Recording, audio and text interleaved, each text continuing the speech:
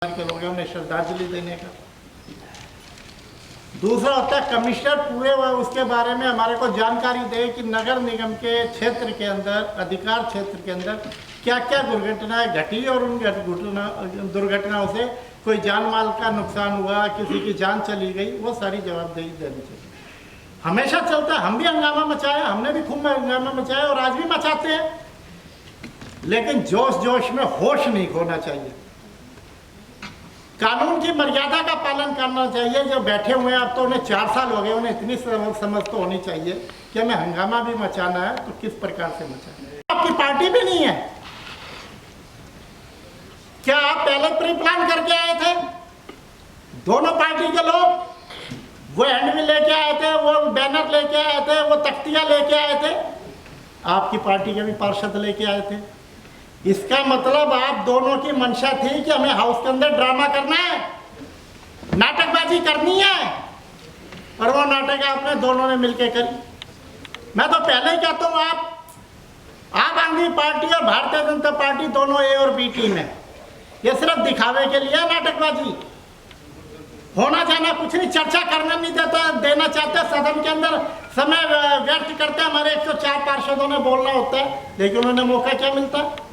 आधा घंटा तो बाद में सदन शुरू हुआ, 2 बजे की जगह तो 2:30 बजे शुरू हुआ।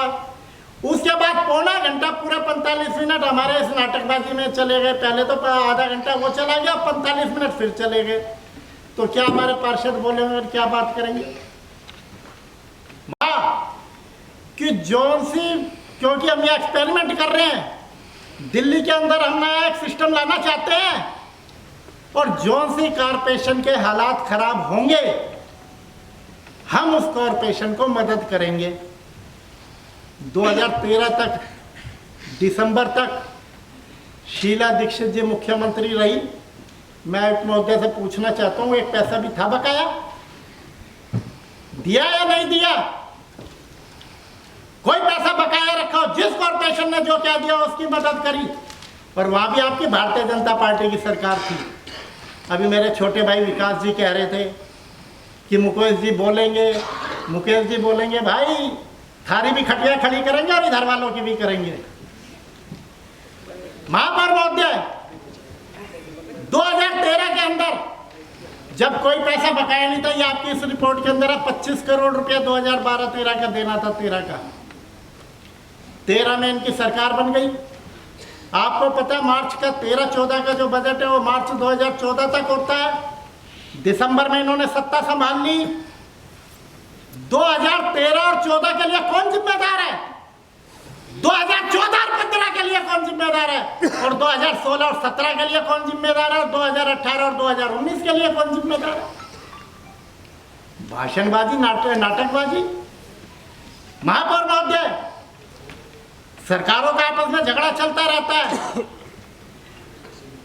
सरकारों के आपस में मनमुटाव होते रहते हैं, लेकिन बड़ा दिल रखना चाहिए। छोटे भाई को मारना नहीं चाहिए, छोटे भाई को जहर नहीं देना चाहिए, छोटे भाई को भी अपने बराबर का बनाने की कोशिश करनी चाहिए। यह है फर्ज जो शीला दीक्षित ने निभाया। क्या हालात है 14 के बाद? ये मैं भी पढ़ रहा था, आपका 700 कुछ करोड़ रुपए निकल रहा है 14, 15, 16, 16, 17 का। उसके बाद 5th पे कमीशन तो लागू कर दिया आपने, फाइनेंस कमीशन। आपने 4th फाइनेंस कमीशन लागू क्यों नहीं किया? मैंने तो ये सुना था पहले 12-13 होता है, पहले थर्ड फाइनेंस कमीशन होता है, फिर 4th होता है, फिर 5 होता है। या 4th का मामला क्या अटक गया? 3 भी हो गया, 5 भी हो गया, 4th कहां गया? कौन बोलता है इसके बीच में?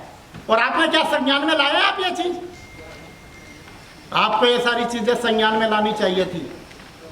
महापौर महोदय, नाटकबाजी हो रही है। आज हाउस के अंदर बैनर लटकाए जा रहे हैं, हैंडबिल फाड़े जा रहे हैं, फेंके जा रहे हैं, तमाशा बनाया जा रहा है। अरे हमें लेना है।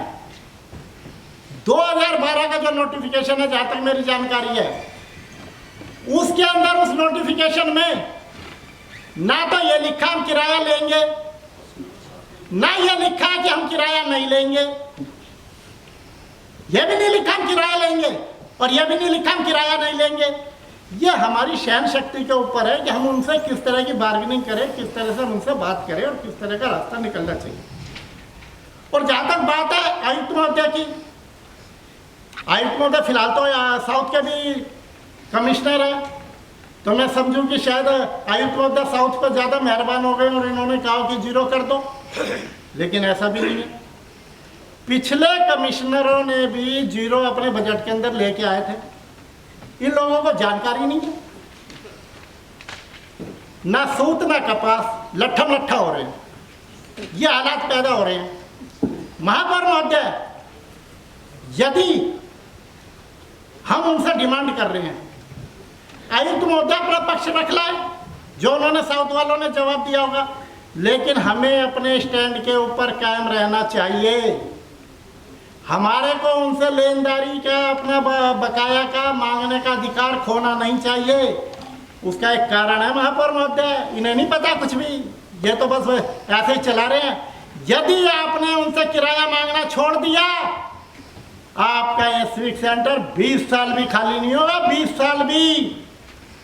इसलिए आप उन पर दबाव बना के रखो, आप उनसे किराया मांगो, ताकि वो जल्दी से जल्दी अपने साउथ म्यूनिसिपल कॉर्पोरेशन की बिल्डिंग को तैयार करें और यहाँ का खाली करें।